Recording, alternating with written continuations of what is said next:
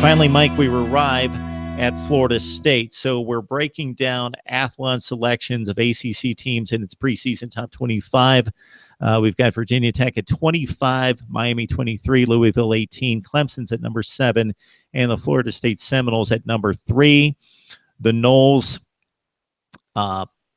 have ruled that division, ruled the conference along with Clemson, but the Tigers have gotten the best of them the last 2 times out.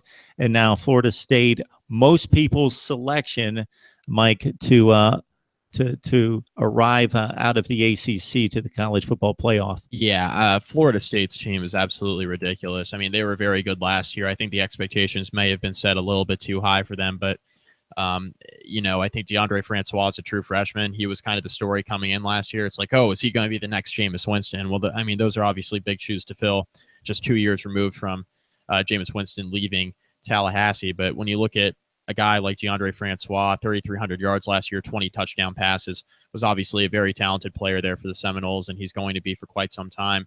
Florida State really, on the defensive side of the football, needs to stay healthy. They have the best player in the country on the defensive side of the ball, in my opinion, in safety Derwin James. If he's healthy, that defense is going to be really, really good. The back end of the secondary, which struggled at times last year, especially once Derwin James went out for the season, which was very early on. So having a guy like James back in the secondary is going to be huge. Defensive line, extremely good. Josh Sweat, a former Virginia Tech recruit. The Hokies were really, really pushing for Sweat there a couple of years back, and he was an in-state guy that they, lost out on. He ultimately went to Florida State. But he's going to be on one side of the defensive line. He's developed into a really, really nice player there for the Seminoles. Brian Burns on the other side as well. Derek Nandi's back. They got Tavares McFadden, of course, at cornerback. So Florida State has 4- and 5-star studs across the board on the defensive side of the ball. Offense is going to be really talented once again. You lose a guy like Dalvin Cook, but you have Jacques Patrick, Cam Akers, who's the best running back in the country coming out of high school, now joins the Seminoles, and he's likely to receive a majority of the reps, while, Jacques Patrick, who's already going to be a junior, which is kind of remarkable. Mark, I remember you and I were discussing his impact and whether or not he could push Dalvin Cook for a starting running back job a couple of years ago. Pretty amazing that we thought that, and, how the 2 careers have ended up going. But, you look at a guy like Jacques Patrick, obviously extremely talented. The receiver position, once again, is going to be filled with talent, even though you got a guy like Travis Rudolph moving on to the NFL. You still have Auden Tate on the outside. He's been very solid for them. Naquan Murray started to emerge last year as a reliable threat there at the receiver position for DeAndre Francois to throw to. So Florida State's got, a really, really tough schedule. You play a team like Clemson, you play a team like Louisville, and then, of course, the opener against Alabama.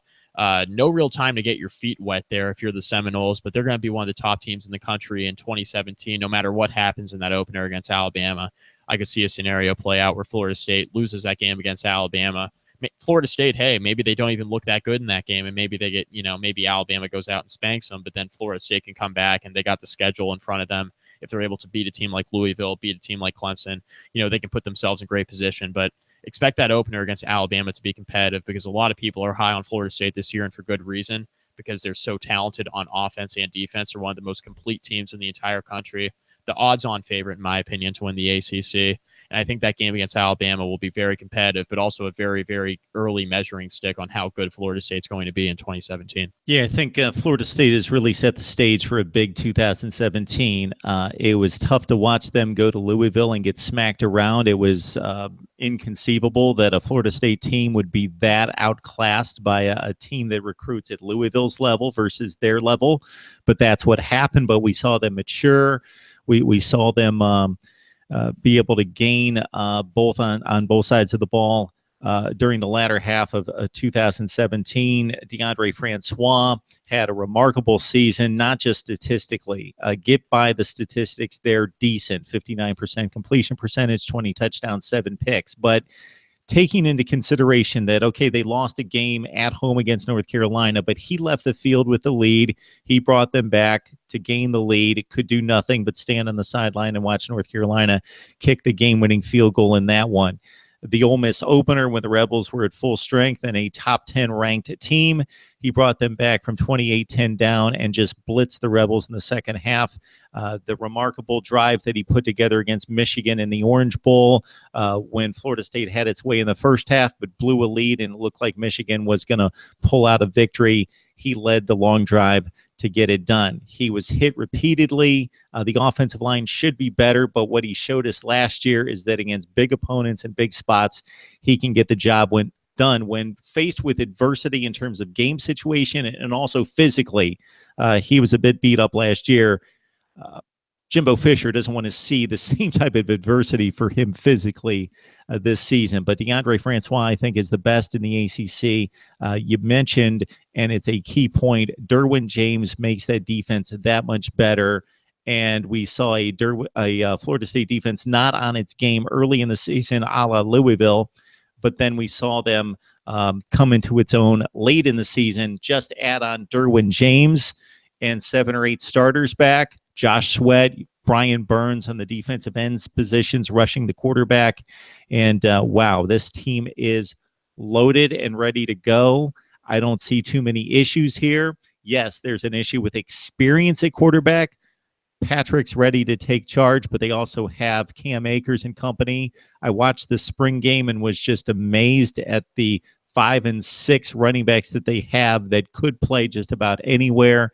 They are loaded at that position and loaded just about anywhere. If they play offensive line better than they have the last few years, I think that is going to be the real key for Florida State, taking that next step, eliminating those mistakes along the offensive front, replacing Dalvin Cook to a certain extent at running back, probably by committee. And I think they are the team to beat, if not just in the ACC, but possibly across the board in college football.